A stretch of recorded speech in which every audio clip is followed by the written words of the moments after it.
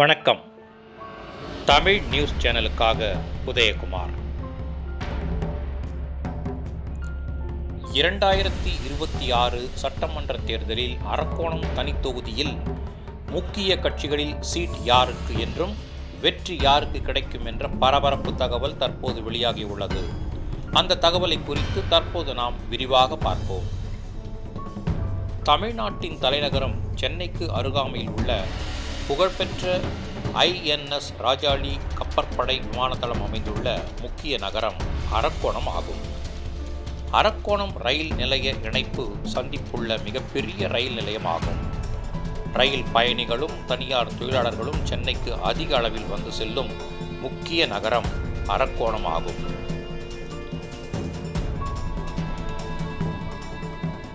Railway தொழிலாளர் அதிகமாக வசிக்கும் இந்த தொகுதி தலித் சமுதாயத்தை சார்ந்தவர்கள் போட்டியிடுவதற்கு ஒதுக்கப்பட்ட தனி தொகுதியாகும்.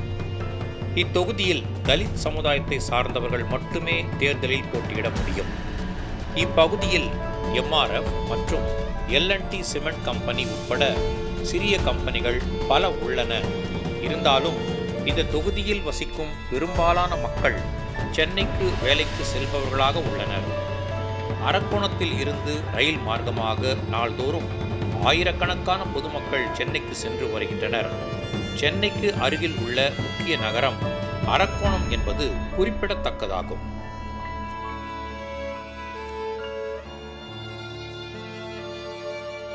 அரக்கோணம் சட்டமன்ற தொகுதியில் மொத்த வாக்காளர்கள் 2021 ஆண்டு கணக்குப்படி 2,20,782 பேர்.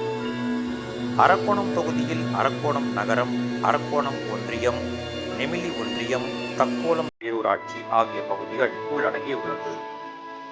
அரக்கோணம் தொகுதியில் ரயில்வே தொழிலாளர்கள், தனியார் நிறுவன ஊழியர்கள் மற்றும் விவசாயிகள் கணிசமாக வசிக்கிறார்கள். இப்பகுதியில் பட்டியலின மக்களும் வன்னியர் சமுதாயத்தை சார்ந்தவர்களும் அதிக அளவில் உள்ளனர். சென்ற 2021 சட்டமன்ற தேர்தலில் இத்தொகுதியில் அதிமுக சார்பில் போட்டியிட்ட வழக்கறிஞர் சு. ரவி விடுதலை சிறுத்தை கட்சி வேட்பாளர் கௌதம் சன்னாவை தோற்கடித்து அரக்கோணம் MLA-வாக தேர்ந்தெடுக்கப்பட்டார். அரக்கோணம் தொகுதியில் 3 முறை MLA-வாக தேர்ந்தெடுக்கப்பட்டுள்ள சு. ரவி அரக்கோணம் அரிக்கல்படி கிராமத்தைச் சேர்ந்தவர். தொடர்ந்து அரக்கோணம் தொகுதியில் 3 முறை வெற்றி பெற்றதால் அரக்கோணம் தொகுதி மக்களுக்கு தேவையான பல்வேறு அரசு நலத்திட்டங்களை செயல்படுத்தியுள்ளார். தொகுதிக்கு சொந்தக்காரர் என்பதாலும் தொகுதிக்கு நன்கு அறிமுகமானவர் என்பதாலும் அதிமுகவின் ராணிப்பேட்டை கிழக்கு மாவட்ட செயலாளர் என்ற முக்கிய பதவியோடு ராணிப்பேட்டை மாவட்ட அதிமுக கட்சியில் செல்வாக்கு பெற்று தலைவர் என்பதால் அதிமுகவில் அரக்கோணம் தொகுதி தேர்தலில் போட்டியிட MLA சீட் உறுதியாக கிடைக்கும் என்று அதிமுக வட்டாரத்தில் கூறப்படுகிறது. இவருக்கு அடுத்தாற்போல் ராணிப்பேட்டை மாவட்ட அம்மா பேரவை இணைச் செயலாளரும் முன்னாள் அரக்கோணம் நகரமன்ற தலைவருமான கண்ணதாசன் அதிமுகவில் சீட் கேட்டு விண்ணப்பித்துள்ளார். அதேபோல் வழக்கறிஞரும் அரக்கோணம் நகரம் விண்டர்பேட்டை நகரமன்ற உறுப்பினரும் நகர இளைஞரணி செயலாளருமான வழக்கறிஞர் நரசிம்மனும் இத்தொகுதியில் அதிமுக சார்பில் போட்டியிட சீட் கேட்டுள்ளார். தொடர்ந்து அரக்கோணம் நகர பகுதியில் இளைஞர்கள் மத்தியில் சிறப்பாக செயல்பட்டு வரும் நரசிம்மன் விண்டர்பேட்டை பகுதி மக்களுக்கு பல்வேறு நலத்திட்ட உதவிகளை செய்து வருவதாலும் அரக்கோணம் நகர அதிமுகவில் சுறுசுறுப்பாக செயல்பட்டு வருவதாலும் பொதுமக்கள் மத்தியில் நல்ல பெயர் உள்ள இவரும் சீட் கேட்டு விண்ணப்பித்துள்ளார். அதேபோல் திமுகவில் இந்த தொகுதியில் போட்டியிட விரும்பும் முக்கிய தலைவர்கள் பட்டியலில் முதலிடத்தில் இருப்பவர் முன்னாள் அரக்கோணம் சட்டமன்ற உறுப்பினரும் திமுகவின் அரக்கோணம் கிழக்கு ஒன்றிய செயலாளருமான தமிழ்ச்செல்வன் சீட் கேட்டு இருக்கிறார். இதற்கு அடுத்தபடியாக ராணிப்பேட்டை மாவட்ட மகளிர் தொண்டர் அணி அமைப்பாளர் பவானி வடிவேலும் முன்னாள் அரிக்கல்பாடி ஊராட்சி மன்ற தலைவரும் தற்போது அரக்கோணம் ஒன்றிணைந்த நீதிமன்றத்தின் அரசு வழக்கறிஞருமான ஜானகிராமனும் இவரை தொடர்ந்து முன்னாள் அரக்கோணம் நகரமன்ற துணைத் தலைவரும் சோளிங்கர் நரசிம்மர் கோவில் அறங்காவலர் குழு உறுப்பினருமான ராஜ்குமார் திமுகவில் சீட் கேட்டு விண்ணப்பித்தவர்களில் முக்கியமானவர்கள். தற்போது நிலவும் அரசியல் சூழ்நிலையில் அரக்கோணம் தொகுதியில் முன்னாள் அரக்கோணம் சட்டமன்ற உறுப்பினரும் திமுக அரக்கோணம் ஒன்றிய செயலாளருமான தமிழ்ச்செல்வனுக்கு திமுக கட்சியில் அரக்கோணம் தொகுதி எம்எல்ஏ சீட் கிடைக்க அதிக வாய்ப்புள்ளது.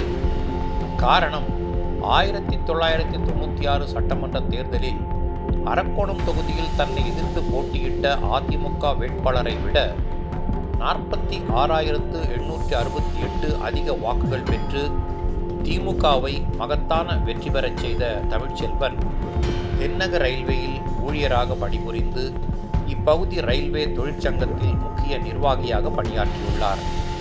மேலும் எம்எல்ஏ பதவிக்காக தன்னுடைய மத்திய அரசு பதவியை ராஜினாமா செய்தவர்.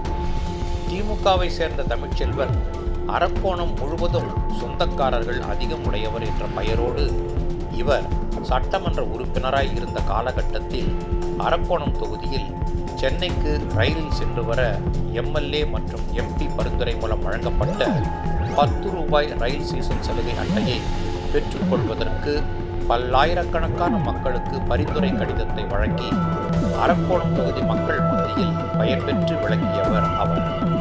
தொடர்ந்து திமுக சார்பில் நடைபெற்ற பல்வேறு போராட்டங்களில் கலந்து கொண்டு 16 முறை சிறைக்கு சென்றுள்ளார்.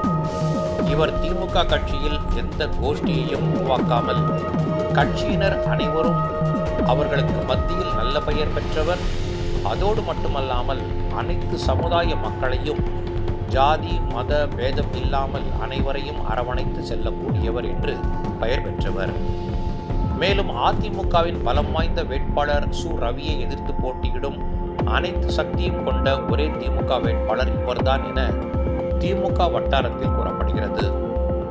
அரக்கோணம் தொகுதிக்கு சொந்தக்காரர் என்பதாலும் அனைத்து மக்களிடமும் எளிமையாக பழகக்கூடியவர் என்பதாலும் அரக்கோணம் மக்களுக்கு நன்கு அறிமுகம் ஆனவர் என்பதாலும் தனக்கு சீட் கிடைத்தால் அதிமுக வேட்பாளர் சு ரவியை தோல்வியடை செய்து நான் வெற்றி பெறுவேன் என்று உறுதி பூண்டு எம்எல்ஏ சீட் பெற கடும் முயற்சி செய்து வருகிறார்.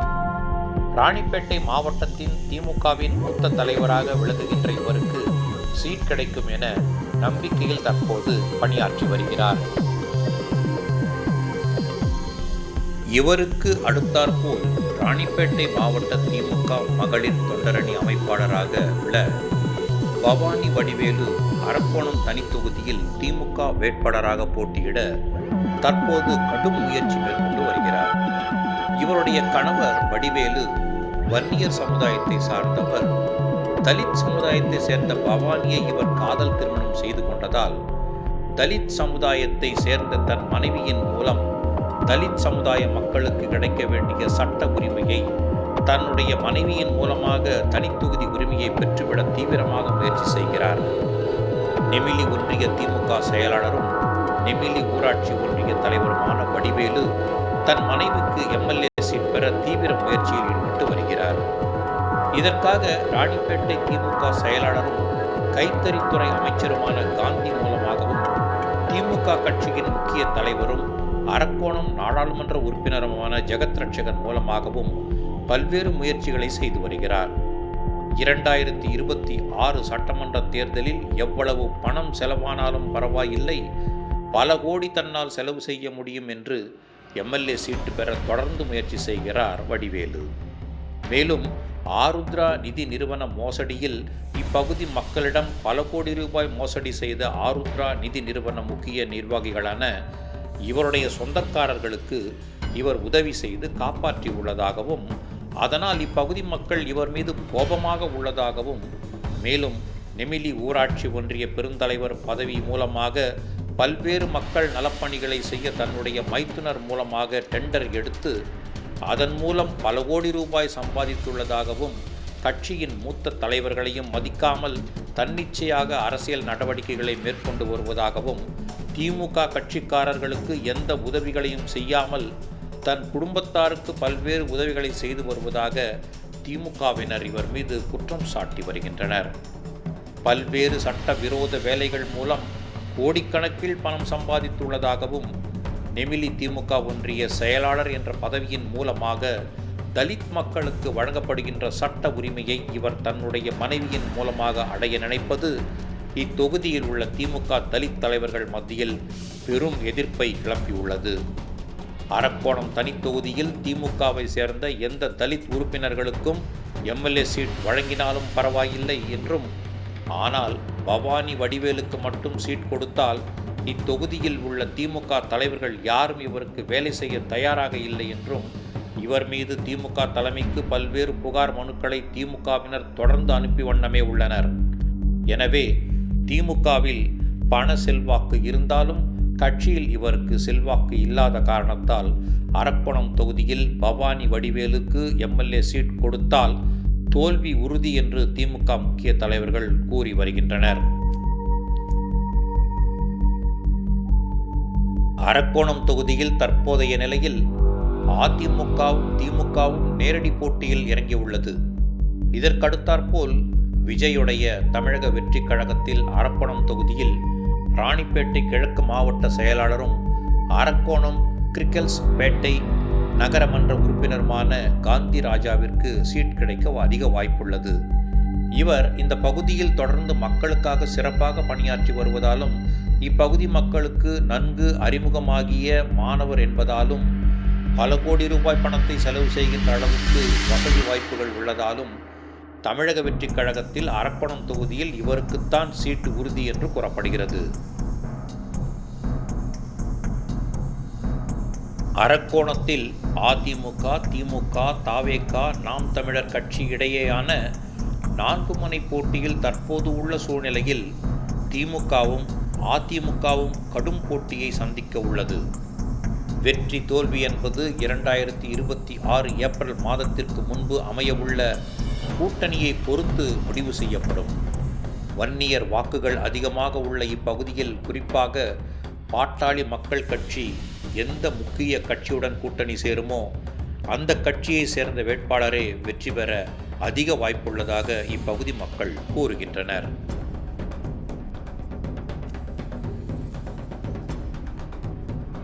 அரக்கோணம் செய்திகளுக்காக மக்கள் தராசு செய்தி ஆசிரியருடன் செய்தி வாசிப்பாளர் ஜாக் உதயகுமார்.